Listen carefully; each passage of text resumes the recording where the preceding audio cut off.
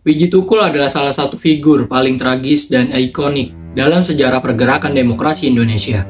Kisahnya bukan hanya tentang hilangnya seorang individu, melainkan juga simbol dari perjuangan melawan rezim represif dan pembungkaman suara rakyat.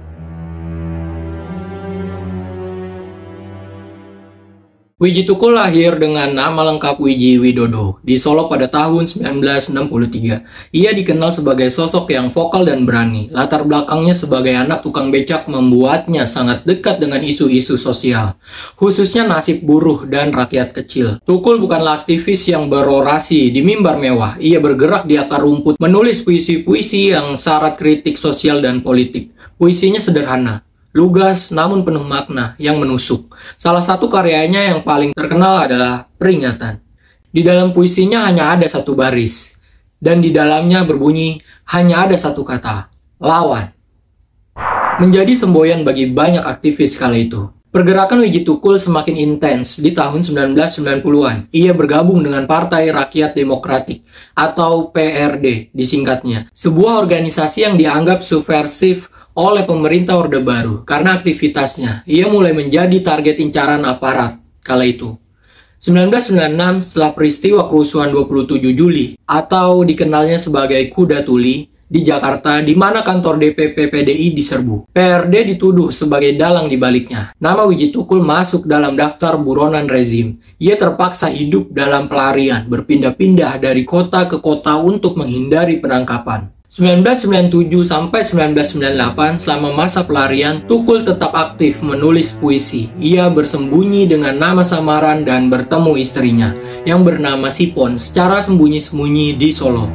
Februari 1998, menjelang puncak gelombang reformasi, Tukul berada di Jakarta. Pada tanggal 10 Februari 1998, ia menelepon istrinya dan mengatakan kondisinya baik-baik saja. Itulah kontak terakhir yang diketahui dari Wiji Tukul.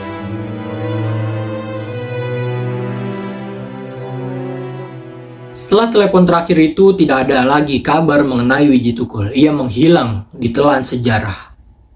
Sampai saat ini keberadaan Wiji Tukul masih menjadi misteri. Keluarganya dan aktivis HAM menduga kuat bahwa ia menjadi korban penghilangan paksa, sebuah praktik yang lazim dilakukan rezim Orde Baru untuk membungkam oposisi.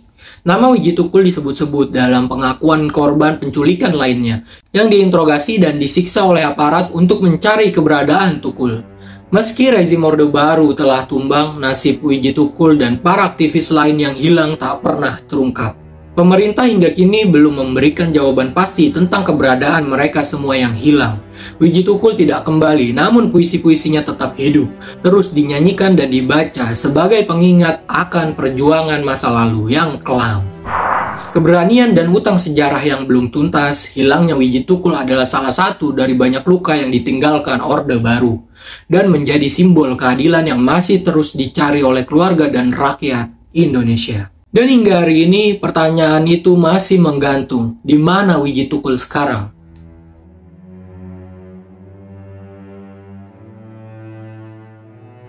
Puisi Peringatan bukanlah sekadar kata-kata, tapi janji, sebuah janji untuk selalu melawan ketidakadilan. Mari kita jaga api perjuangan tetap menyala. Jika kalian merasa tergerak, bagikan video ini, biarkan lebih banyak orang tahu tentang Wiji Tukul, sang penyair yang hilang di telan sejarah, tapi tetap hidup dalam setiap bait puisinya. Jangan lupa like, komen, dan subscribe, dan nyalain lonceng notifikasinya supaya kalian tidak ketinggalan video gua dan kisah menyeramkan lainnya. Sampai jumpa di video berikutnya. Gua Dwi Setia undur diri. Sampai jumpa.